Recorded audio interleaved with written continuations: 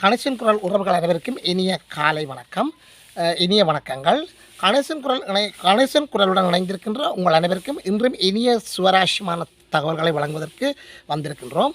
அர்ச்சனா ராமநாதன் அவர்கள் அண்மை காலமாக பெண்களுக்கு எதிரான பல்வேறு கருத்துக்களை வெளியிட்டு வந்திருந்த நிலையில் அர்ச்சனா ராமநாதனுக்கு எதிரான கடும் எதிர்ப்பலைகள் அண்மை காலமாக புலத்திலும் புலம்பெயர் தேசங்களிலும் பரவி வருகின்றது. இதன் உச்சகட்டமாக அர்ச்சனா ராமநாதன் அவர்கள் சகோதர உறவுகளை கூட, சகோதர இனமான முஸ்லீம்களினுடைய பெண்களை கூட அவதூறாக பேசியிருக்கின்றார்.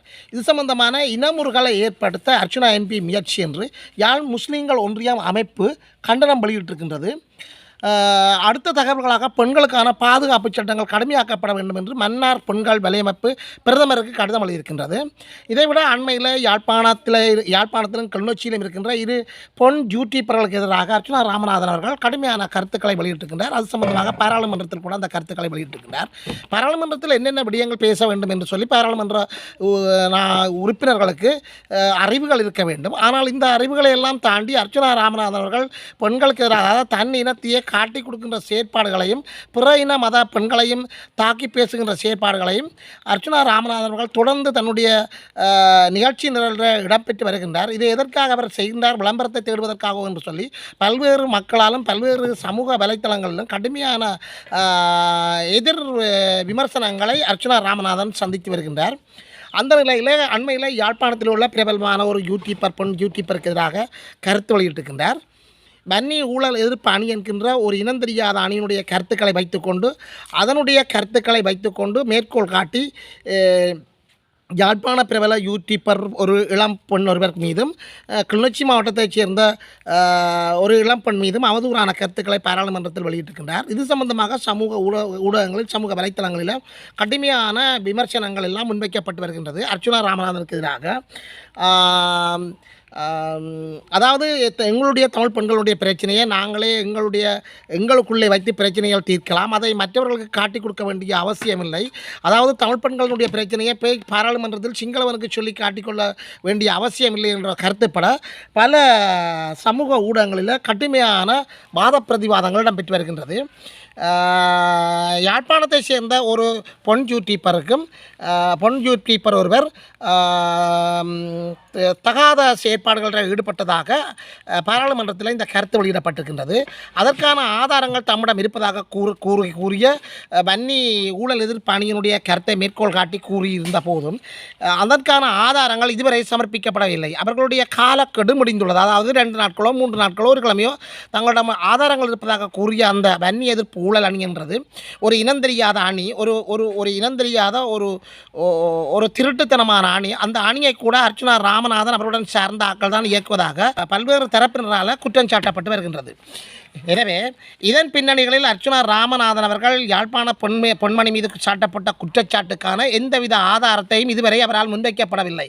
மேலும் தான் கூறிய கருத்துக்களை நியாயப்படுத்துவதாகத்தான் அவருடைய உரையாடல்களும் அவருடைய முகநூல் பதிவுகளும் யூடியூப் பதிவுகளும் இடம்பெறுகின்றன. இதைவிட அர்ச்சனா ராமநாதனுடன் இருக்கின்ற சட்டத்திறனை கூட இது சம்பந்தமாக விதண்டவாதங்களை கதைத்து கொண்டு வருவதாக பல்வேறு தரப்பினராலும் கடுமையான விமர்சனங்கள் முன்வைக்கப்பட்டு வருகின்றன. இதனை விட கிளிநொச்சி மாவட்டத்தில் இருக்கின்ற ஒரு பெண் சம்பந்தமான விமர்சனங்களும் பாராளுமன்றத்தில் கூறியதன் பின்னர் அது பாராளுமன்றத்தில் கூற வேண்டிய அவசியமில்லை, எங்களுடைய பிரச்சனைகளை நாங்களே தீர்த்து கொள்ளலாம் என்ற கடுமையான விமர்சனங்களும் முன்வைக்கப்பட்டு வருகின்றது. யாழ்ப்பாண முஸ்லீம்கள் ஒன்றியம் அமைப்பு கண்டனம் ஒன்று வெளியிட்டிருக்கின்றது. இந்த கண்டனம் அர்ச்சனா ராமநாதனுக்கு எதிராக வெளியிடப்பட்ட கண்டனம். யாழ்ப்பாண முஸ்லீம்கள் தொடர்பாக நாடாளுமன்ற உறுப்பினர் அர்ச்சனா ராமநாதன் அவர்கள் விஷத்தை கக்கியுள்ளார் என்று சொல்லி அந்த கண்டனத்தில் கூறப்பட்டிருக்கின்றது. அதாவது ஒரு இனத்தையே படுகொலை செய்ய வேண்டும் என்ற ரீதியில் இந்த நாடாளுமன்ற உறுப்பினரான அர்ச்சனா ராமநாதன் அவர்கள் தெரிவித்த கருத்துக்கள் தண்டனைக்குரிய குற்றமாகும் என்று சொல்லி அந்த அறிக்கையில் சுட்டிக்காட்டப்பட்டிருக்கிறது. யாழ்ப்பாணத்தை வசிப்பிடமாக கொண்ட முஸ்லீம்களை கொன்ற ஒரு முஸ்லீம்கள் ஒன்றியம் என்ற அணியினால் இந்த கருத்து முன்வைக்கப்பட்டிருக்கின்றது, அறிக்கை வெளியிடப்பட்டிருக்கின்றது. தமிழ் முஸ்லீம் இனங்களுக்கிடையிலே இருக்கும் ஒற்றுமையை குலைக்கும் இன முறுகலை ஏற்படுத்த அவர் முனைகின்றார். இவ்வாறு அந்த பாதிக்கப்பட்ட யாழ்ப்பாணம் முஸ்லீம்களின் ஒன்றிய அமைப்பு கருத்து தெரிவித்திருக்கின்றது. இந்த அமைப்பு விடுத்துள்ள செய்தி அறிக்கையில் தெரிவிக்கப்பட்ட விடயங்களை நாங்கள் பார்க்கின்ற போது 1990ஆம் ஆண்டு இந்த யாழ்ப்பாணத்தில் இருந்து முஸ்லீம்கள் வெளியேற்றப்பட்ட சம்பவம் தமிழீழ விடுதலை புலிகள் அமைப்பு வருத்தம் தெரிவித்திருந்தது. அந்த காலத்தில் விடுதலை புலிகள் அமைப்பு அதற்கான வருத்தத்தை தெரிவித்திருக்கின்றது. தாங்கள் செய்த தவறுன்றதை அவர்கள் அந்த காலத்தில் வெளியிட்டிருக்கின்றார்கள். அவ்வாறு இருக்கையில் யாழ்ப்பாணம் மாவட்ட நாடாளுமன்ற உறுப்பினர் அர்ச்சுனா ராமநாதன் அவர்கள் விடுதலை புலிகளின் தலைவர் யாழ்ப்பாண முஸ்லீம்களை விரட்டியது தவறு, அவர்களை இங்கே வைத்து சீமைந்து பூசியிருக்க வேண்டும், அதாவது சமாதி கட்டியிருக்க வேண்டும் என்ற விஷத்தை கக்கி உள்ளார். இவருடைய அந்த கருத்து ஒட்டுமொத்த யாழ்ப்பாண முஸ்லீம்கள் சமாதியாக்கியிருக்க வேண்டும் என்பதாகவே காணப்படுகிறது. எனவே ஒரு இனத்தையே படுகொலை செய்திருக்க வேண்டும் என்று சொல்லி அர்ச்சுனா ராமநாதன் அவர்கள் கூடுகின்ற கருத்து தான் பல்வேறு மட்டங்களிலும் அதிர்வலைகளை ஏற்படுத்தியிருக்கின்றது. எனவே ஒரு இனத்தையே படுகொலை செய்திருக்க வேண்டும் என்ற ரீதியில் நாடாளுமன்ற உறுப்பினர் இருந்த அர்ச்சுனா ராமநாதன் தெரிவித்திருக்கின்ற இந்த கருத்து தண்டனைக்குரிய குற்றமாக கருதப்படுகின்றது, வெளியிடப்பட்டிருக்கின்றது. ஒரு மருத்துவராக பல உயிர்களை காக்க வேண்டிய பொறுப்பில் இருக்கின்ற அந்த இவர் கேவலமான பேச்சு முஸ்லீம் இனத்தையே அதிர்ச்சிக்குள்ளாக்கி இருக்கிறது என்று சொல்லி அந்த அறிக்கையில் மேலும் சுட்டி காட்டப்பட்டிருக்கிறது.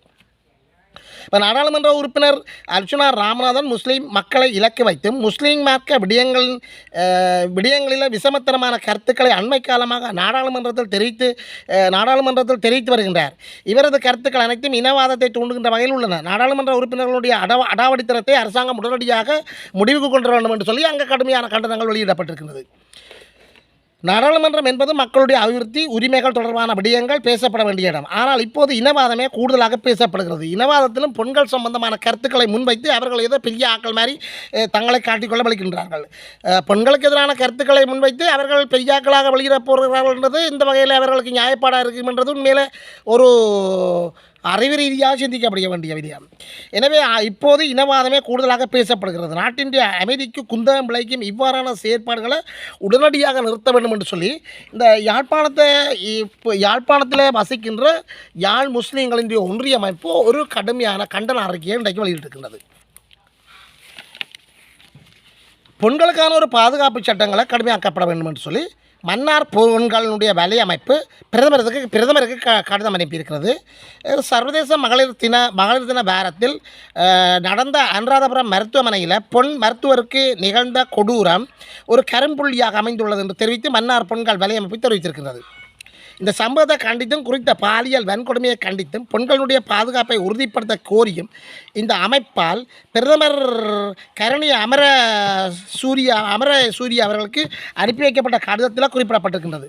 அந்த கடிதத்தில் தெரிவிக்கப்பட்டிருக்கிற விடயங்களை நாங்கள் பார்க்கின்ற போது அனுராதபுரத்தில் பணியாற்றுகின்ற ஒரு பெண் மருத்துவர் இராணுவத்திலிருந்து தப்பியோடிய இராணுவ சிப்பாய் கத்திமுனையில் இழைக்கப்பட்ட உடல் ரீதியான வன்கொடுமை ஒட்டுமொத்த பெண்களினுடைய கண்ணியம் பாதுகாப்பு நம்பிக்கை ஆகியவற்றின் மீது இழைக்கப்பட்ட ஒரு குற்றச்செயலாக கருதப்படுகிறது.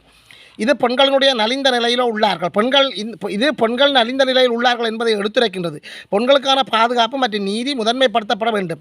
சட்டமுறைகள் மீள ஒழுங்குபடுத்தப்பட வேண்டும். சமகாலங்களில் நடைபெற்ற குற்ற செயல்களை உற்று நோக்குகின்ற போது இராணுவத்திலிருந்து தப்பியோடிய நபர்கள் சமூகங்களில் இழைக்கப்படுகின்ற குற்றச் செயல்களின் பெரும் பங்கை வகிக்கின்றார்கள்.